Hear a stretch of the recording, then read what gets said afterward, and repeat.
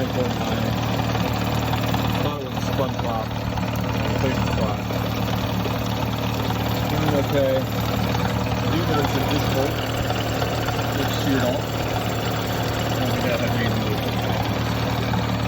But, reverse. Link it moved.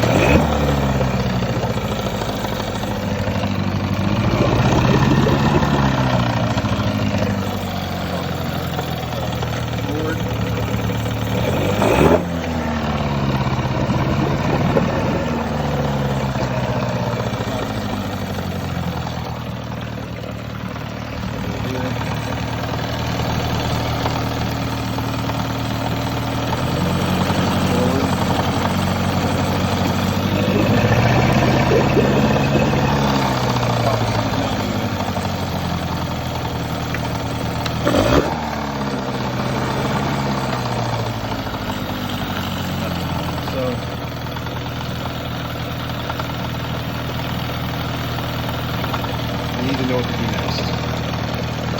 Then replace those spark plugs just while I was in here. Replace the fuel filter. We're going to drain oil on the lower unit. We'll then see if the prop works first.